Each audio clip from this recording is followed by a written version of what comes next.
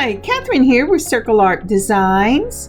Today we will be working on Project 3 of the September Bargain Bead Box series. Our project today will be Mountain Majesty Fancy Jasper Donut Pendant Chain, Necklace, and Earrings. I really had a lot of fun working with this wonderful Fancy Jasper, and I can hardly wait to show this design to you. So let's gather up our things and get started. So starting off with a semi-clean table, we'll start with Give Thanks to the Lord. And I am reminded as I look out my window this morning of tut-tut, it looks like rain. And I am thankful for the rain, and I am thankful to be with you this day. So let's start by turning on the overhead light and laying out our blue mat with all my little pins in it and getting set up to start this project. Now, as always, I start my project by sticking those little pins on. Oh, and I forgot to turn on my ring light as well. So we're going to put in the pin so I can find the center of where my camera is. You know, I do that a lot. I think I move this little pin around at least 3 or 4 times for every video. I don't know if I'm knocking my mat down or what it is, but I am very conscious that my hands tend to fall off a lot. Well, you know, not really fall off. Okay, I think I've just about got this thing set up so we can start. And we'll start by pulling from our bargain bead box. This is the Fancy Jasper Tumbled Nuggets. I love these tumbled nuggets. We have gotten them before in Fancy Jasper, and I love the colors. I love the different shapes. You know, each one of them is slightly different. It has its own unique look and feel to it, and I really love working with them. Next will come our 4mm crystal bicones, and this is in green iris. I think these are some of the prettiest bicones I have seen in quite a while. The shimmer on these, look at them sparkle. I really, really love these bicones. And I like working with the 4mm. I usually pull the 3mm, but I really love these 4mm. Next comes the crystal faceted rounds in peach shimmer. And we use these for another project. And I was so happy that I had enough to use in this project. And you know what? They were so generous in the bargain bead box with these that I think I'm going to be able to add these to a bracelet project. Then our Fancy Jasper Donut Pendant in a 30mm. You know, when I took pictures, I could not get a true picture of this Jasper. But it's stunningly beautiful. When I hold it up to the light, you can see through it. Let's see if I can get it to focus and do that. Do you see all the lines in that Jasper? This donut is lovely. And I was so pleased with the one that I got in my box this time. And to go along with that, we have 2 pieces of the 18mm Fancy Jasper, and I will be using these for matching earrings. And I thought the donut photographed dark. These look almost black when I photograph them. From my own stash, I will be using long silver eye pins for the beaded part of the chain, and you're going to need 6 of those. And I am going to be using these little 2mm by 3mm oval jump rings. I got these off of Amazon. I love this little box. I can wish for more of the teeny ones because I really love to use them. And then from Hobby Lobby's Metal Gallery, this silver tone chain. I really love this chain and I use it a lot. Now, for tools, we will need some wire cutters. These are flush cutters. And chain nose pliers, we'll need 2 of those because we're going to be opening some of those little oval jump rings. And then on the other end of our eye pins, we're going to need to make circles, and I will be using a looper. Now for the bail on this piece, I'm using just a plain silver bail that I got off of Amazon. I love these and I use them all the time because I don't want to take away from my pendant. Then for spacers from my own stash, I'm using the 4 square little bitty spacers. They came with my daisy spacers that I got in this box. So, as I said, I only put 4 out, and I correct myself in a minute, but we're going to be using 6 eye pins, and you want them to be long enough to get your beads on and then to either make a loop or go through your looper. So when you pull out your eye pins, go ahead and make sure that that little circle on the bottom is truly closed. I've had it surprise me more than once. And to close it, you will need some straight nose pliers. Just put your pliers in it and then move it up till it's snug and turn it towards the straight of the wire. Now then, we're going to start with our 4mm Bicone crystals and then our peach shimmer. Then we're going to do one of the 4 corner spacers. And I did that because of these nuggets. They're not quite even, but they're beautiful. And then another 4 corners. Then you're going to need your peach shimmer and then another one of the bicones. So again, bicone, shimmer, spacer, nugget, spacer, the peach shimmer, and the bicone. And that is the first component, or the only component really, I'll be using in this necklace. So whenever you go to use your looper, you're going to want to cross over the jaws of it and put it inside the little hole on the opposite side. Mash the handles, and then what I'm trying to show you is then you turn just a slight push away from center so that you get a nice little question mark. And then using your straight nose pliers, go ahead and close the loop. Making that nice little question mark gives you a little bit of space you need to close it, but sometimes when you're closing it on these eye pins, it will straighten up on you. So then just while you have it in your straight nose, just turn it back just slightly so it continues the straight nose. And now I'm taking 2 pairs of pliers and I'm going to make sure that my loops are on the same plane. You don't want one vertical and one horizontal with this piece. Sometimes you can do that, but with this piece, you want your loops to be on the same plane. And let's see, there you have it. Isn't that pretty? Aren't those nuggets amazing? I really like these. I wouldn't mind having nuggets in several different types of stone. They're really lovely. Okay, while I'm setting up for the next one, would you please like this video and leave a comment? That would be really, really helpful to my channel. Thank you so much. So next up, we're going to do the component again. I've made sure that the loop was closed on the end. Isn't that a lovely bicone?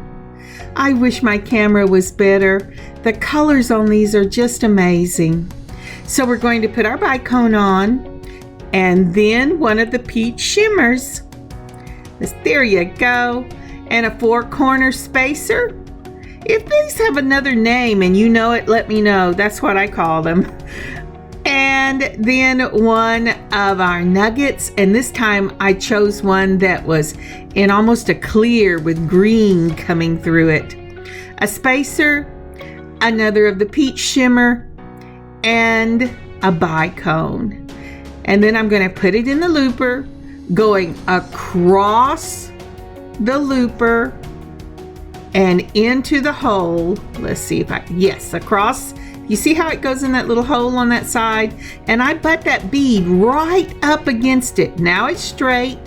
Now I'm going to push it down a little bit, and that makes that lovely little question mark. Get your hands back in, Kathryn. There you go. See the question mark? So now then, with that, you're going to take your straight nose pliers and you're going to close that question mark right up. And remember, if it kind of laps over to the side, just take and with your straight nose pliers and move it back. And this time using the chain nose, I'm going ahead and close it off so that I don't lose that bend in my wire. And there you have it, closed up on both sides. Remember, we want it in the same plane, so I'm going to take 2 chain nose pliers and I'm going to twist one end. It looks like I'm twisting really hard, but I'm being gentle, just fast, and I don't even have it sped up this time. And there I have the next component. We're going to need to make 3 components for each side. And you can tell I need, there you go. So there's the rest of my eye pins. Make sure your eye pins are straight when you use them. We'll use 3 components on one side and 3 on the other. And through the magic of video, I have all 6 of them made. Really, I stopped the video and made them. But pause the video and catch up, and we'll go on to the next step. So I really wanted you to see these beautiful nuggets. I chose to use different colors for each one. I have that white with like a mossy green. I have 2 that are clearer, one of them with green and one of them with black running through it. Then I have that lovely red one at the front that's really a red green. And then I have 2 of the Fancy Jasper that are in kind of green and light green. And so each one of them are very different, and I think they are lovely. Okay, let me change my word. They are beautiful. I've used lovely several times. So now we're going to count our chain. I'm looking for a 1-inch chain. And with the gallery chain, I have 12 to make an inch. So I always suspend mine and make sure that I'm cutting them at the same place. Holding it in my fingers, suspended on an eye pin, really this time, usually it's a needle. I'm going to take my cutters and I'm going to cut right below where they're equal spaced. And I'm going to do 4 of them that way because I want mine, it doesn't look equal here, but it's the way it's laying across my fingers. I want mine to be between 1 and 2 and 2 and 3 because I'm going to use a different length at the back and in the middle. So let's do this one more time. I'm going to suspend it. And this time I decided, well, I count for those of you who like to count. Sometimes I count, but a lot of times I go, oh, I don't really want to do that. I am a good enougher. If you have watched me for any length of time, you know I'm a good enougher. So now that I've seen where I'm going to be, I'm going to lay this out. I'm going to count again and cut it. And once I found it, I pick it up, I've got number 13, I've cut 13 off, and I have got 12. Now your chain will depend on which one you use. It only took 3 if I used the one that came in the box, the stainless steel, but I truly have nothing that will cut that stainless steel. I'm going to have to go down to Home Depot and get me something that will cut the chains that are stainless steel, because I have a lot of them. Now here I am showing you how I am laying it out, and I cut one chain too little, so I'm counting out again. I'm going to stick that eye pin in there, and I'm going to cut just below where I want it. I'll catch it with my finger. Let's see here. Oh no, I think this time I'm going to leave it on. Surely not, Kathryn. Nah, I'm going to take it off, and I'm going to cut right below the one, keeping my eye on it. Have you noticed that when your eye wanders even slightly when you're doing this kind of thing, you have to start all over with the counting because I can't remember which one I was going to cut? Are you like that? All right, so there we have it. It's laid out and it's ready to go on.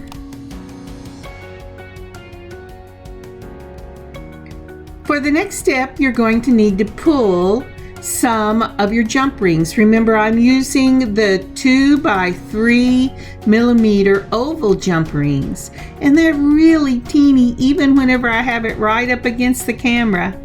Make sure when you're opening these, you put the slit at the top, hold it between 2 of your chain nose pliers, but only twist one side. Then I'm going to put on the chain. Truly I am. There you go. And then I'm going to put in one side of my first component, and I'm going to close it up by twisting the same side that I twisted to open. And I have the first side of the chain on. Now that first component will only have chain on one side, because remember, I'm going to put a longer chain on the other side. So we're going to open this up the same way with a twist of the wrist. We're going to take the component we just put chain on, put the other end of the chain on the jump ring. Isn't that a pretty bead? That one's the black and kind of opaque one. And then my chain jumps off. I was playing with it too much. All right, let's see. Let's put that chain back on. It says, no, you had your chance and you missed it. But I'll get it on. It just takes a minute. There it is. And then I'm going to put my next component on. And I'm going to close this up again between 2 of the chain nose pliers, or one's a curve. And then I just twist it back the way it should go. Oh my goodness, where I was washing dishes, I didn't get my fingernail clean. Sorry about that. I'm not going back and refilming. All right, so again, we're going to open up our chain nose plier, our jump ring with the chain nose pliers. Hold it right on the tip because these are little bitty. Twist with one side of the wrist. Take the end of your chain that you just put on the second component, and oh my, what did you do, Kathryn? Oh, I'm sorry, I got ahead of myself. You're putting your chain on to your second component. So now you'll have a chain on both ends of that second component. And go ahead and close up your jump ring. I was kind of taken aback when I saw that little flash of dirty fingernail come across. All right, here we go again. So just pretend you don't see it. I was doing dishes and didn't get it cleaned well. All right, so open up the jump ring, again with a twist. You're going to take the component you just finished, and you're going to put the other end on, and your third component on this side, and that closes up the beaded portion, or finishes off the beaded portion of this first side. And then I'm going to go back and do the same exact thing with the beads you see laid out on the other side. So go ahead and stop the video here, do your other side, and I'll meet you back here. So I have finished my two sides. When I got ready to add in the next section of the video, it was not usable. So I took a picture, and let me explain to you what I did. I have my two sides finished, but I need to put on my bell and the middle of my necklace. Because I used 1 inch on each of chain between each of those components, I wanted to use 2 inches in the center of my necklace. I measured out 2 inches of the chain. Then with the same size oval jump rings, that 2 by 3 millimeter, I added one side of the chain to the center chain of the necklace. Then I slipped on my bell, because you will not be able to put this on once it's finished. It will not go over those beautiful nuggets. Once it was slipped on, I opened another jump ring, and just like I did with the beaded chain, I put on the center chain first, and then the component on the other side of the beaded chain, and closed it up. And that is what you see in this picture. And it shows you a really good picture of all the varying colors of this fancy jasper. Isn't that lovely? So to repeat, you're going to cut 2 inches of chain if you're using, I can't tell you how many links that is, but if you want it to balance with what you have used on the beaded chain, double the length of what you're using, unless you're using like 6 or 8 inches. But you're going to cut your 2 inches of chain. You're going to take your oval jump rings. You're going to open one up. You're going to put your center necklace chain on, then one side of your beaded chain you just finished component, and close up that jump ring. Slip on your bell and do the same thing on the other side.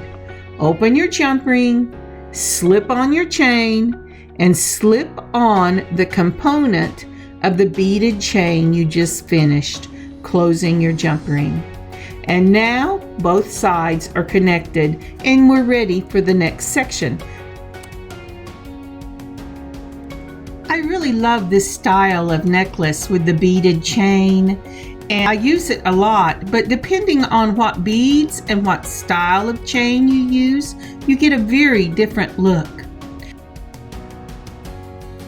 I really thought long and hard about how I wanted to attach this donut. So in the end, I decided I was going to go with something very simple, and I'm going to use the same chain that we have been using in all of this necklace. So I'm cutting a piece off. I use sew-eye a lot. So I'm cutting a piece off that I think is going to fit in this donut. I want it to hang, but I don't want it to hang too much. So I've got maybe about an inch and a half. And I'm going to put the chain through the hole, but first I have to get the next size up. You see, I did think about using that little 2 by 3 millimeter, and I thought, you know, this thing is really heavy. Maybe I should go one size up. And that's what I did. I pulled the next size up. So I'm going through the donut, and then I'm going to open up my oval jump ring.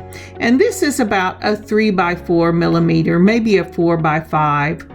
I'm going to slip on one side of the chain, if I can get it where you can see it. And then I'm going to do the exact same thing on the other side and slip it on so that it looks just like that. And now I'm trying to decide, is this going to hang right, or do I need to put another jump ring on it so it isn't in the wrong plane on this necklace?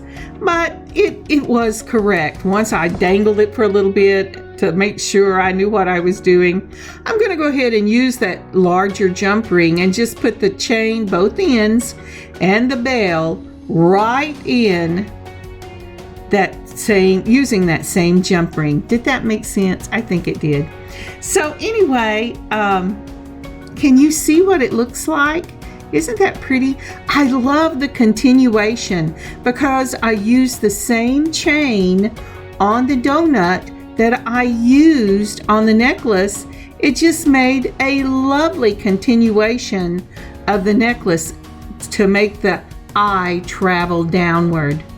So the next thing I'm doing, and I'm sorry I used soda, I'm probably not ever going to change, but the next thing I am doing is I am cutting 5 inches of the chain for each side of my necklace.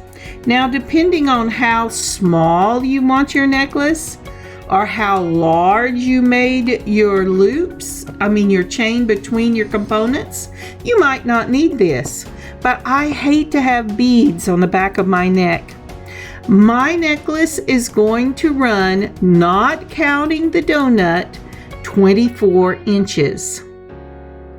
So I am putting 10 inches on the back. And I will join those with the same little 2 by 3 millimeter oval jump rings. I really like using these teeny tiny little oval jump rings with this chain because once you get it on, first of all, they hold really well. I've been amazed at that. But the other thing is that you can't tell where they are, where the chain ends and the jump ring begins, or at least I can't. And I just got new glasses. I didn't even have to use my magnifiers when I worked on this. I went, yay, life is good. And you're also going to need a clasp for this. I'm using the lobster claw, and I have put out a 5 millimeter jump ring for the other side of the necklace. It was really too big. It was overkill for this chain. And so I will go ahead, in fact I did, I pulled a 4 millimeter instead to put on this chain. So even though my hands have fallen off because I wasn't paying attention, I'm opening the jump ring. I'm putting on one side of the 5 millimeter chain and then the end of the component that did not have a chain on it. Remember I said that third one we were only putting a chain in one loop?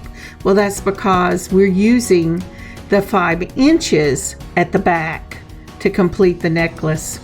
And it looks like I have completely forgotten all about, there we go.